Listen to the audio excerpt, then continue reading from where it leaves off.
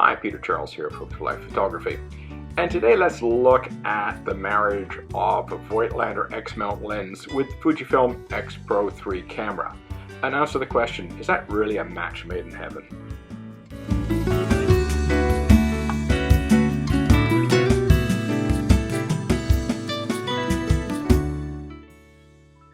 Okay, you've seen some of my recent videos on Voigtlander lenses, and my last one dealing with the 35mm Fujifilm f2 versus the Voigtlander f1.2 35mm.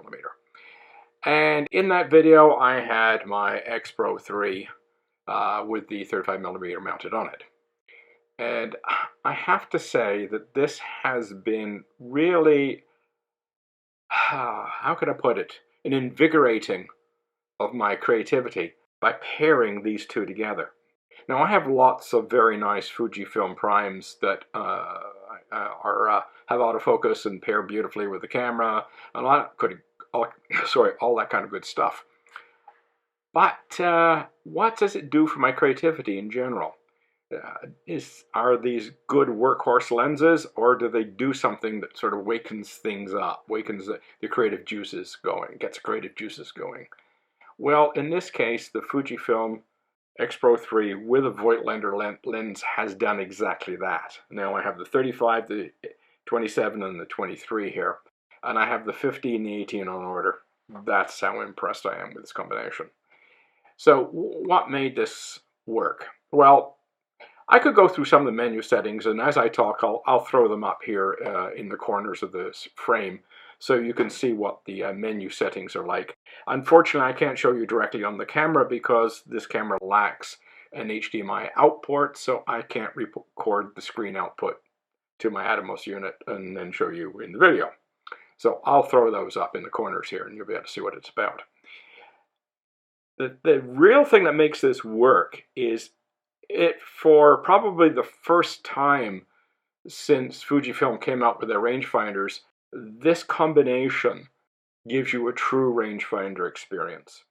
And what I mean by that is you can leave this camera on optical viewfinder, not use the electronic viewfinder at all. Something I've always found with the Fujifilm prime lenses, that I'm working on autofocus with them with this camera, and I'm almost always on electronic viewfinder. The X Pro 1 not so much. The X Pro 1 I was using Voigtlander M-mount lenses on the X Pro 1, and the EVF on that camera wasn't very good, so I used the optical viewfinder a lot. But when I went to the X Pro 3 and I began pairing it up with my other Fujifilm primes, I was on EVF all of the time. And so, in other words, I could have been using any Fujifilm camera and I would have the same experience. So I could have been using an X-T3, an X-T2, XH2, you know, XS10, an X-T4. It doesn't matter which body I used, they would have felt the same because of the use of the electronic viewfinder with autofocus. Just the packaging of the body would have been different. But what I've done with this particular combination, what I've found with it, is that I'm using the optical viewfinder 100% of the time. And what's beautiful, as soon as I touch this lens focusing ring, it snaps into electronic viewfinder mode punched in for accurate focusing. So all we have to do is pick, in the case of the X Pro 3, one of the three manual focusing modes, peaking, microprism, and split image, and pick the one we like, and we can focus manually in optical viewfinder mode and have the benefits of the optical viewfinder. Now, if you've not used an optical viewfinder with range frame lines before, you will find that to be a little bit of a disconcerting experience. We're used to photographers with EVFs now that we see our exposure in the frame. We see the color balance in the frame. When you go to optical viewfinder, you don't have that. But since you touch a focusing ring, you do get it. So which is interesting. You need it, just touch a focusing ring, just the slightest touch. And poof, snaps in. Now you can look at your focusing information and your exposure information, just like you were using EVF. And then as soon as you either half press here or punch in at the back on the joystick, you can go right back to the optical viewfinder. And what I've found with the optical viewfinder with frame lines is that my composition suddenly improved. And this is weird. You wouldn't think that would be the case, but because I'm seeing around the frame lines, I'm seeing choices. I'm also seeing problems. For example, you got a tree branch, poking its way in. You may not necessarily see that on an EVF, especially if you're focused in on the subject. But when you're using an optical viewfinder with frame lines, you see the tree, and you know the tree's there. And because you know the tree there, you go looking for that branch sticking in. So I began spotting all these little problems with things sticking in my picture. I also became aware of compositional options. Well, do I want to put the tree in? Do I want to take the tree out? Do I want it a little bit high, a little bit low? I can see all around. I can see what's there. And I began making better choices. And then when you couple in the mechanical manual focus, it changes the perspective of the camera in total.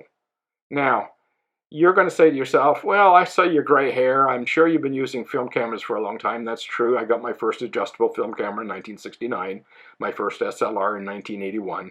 Yeah, I've been around this a long time. But I'm not a Luddite. I also have an XH2 and there's an XS10 filming this video right now. So I have the other style of cameras. I was an early adopter to autofocus and the DSLR style of camera when I got my Canon A2E film camera in around about 1995. So, I mean, I've been in that side of it for a very long time, the autofocus, that kind of blob-bodied DSLR style.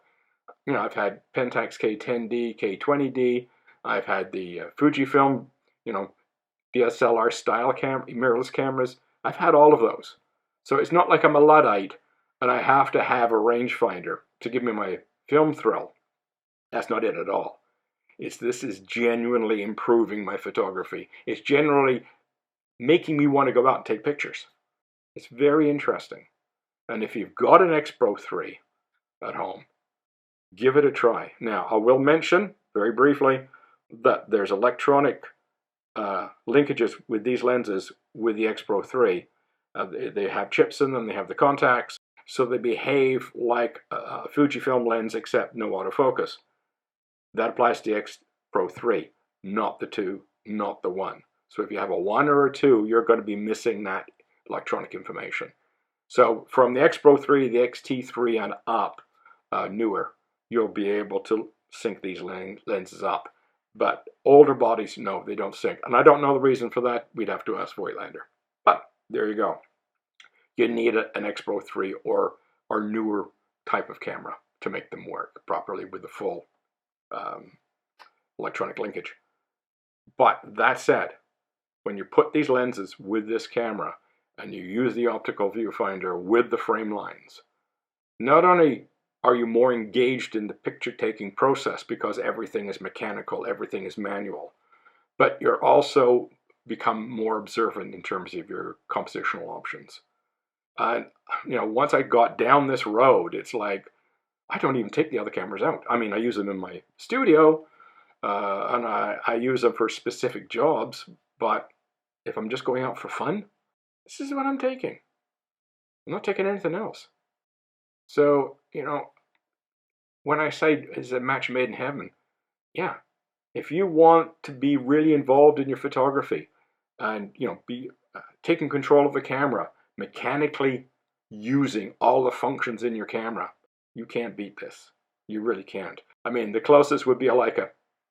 And, if you've got that amount of money kicking around in your bank account that you don't know what to do with, you're not going to be watching this video anyway. So outside of the Leica experience, this is it. So if you want the Leica experience without the dollar, this. So give that some thought. Cheers.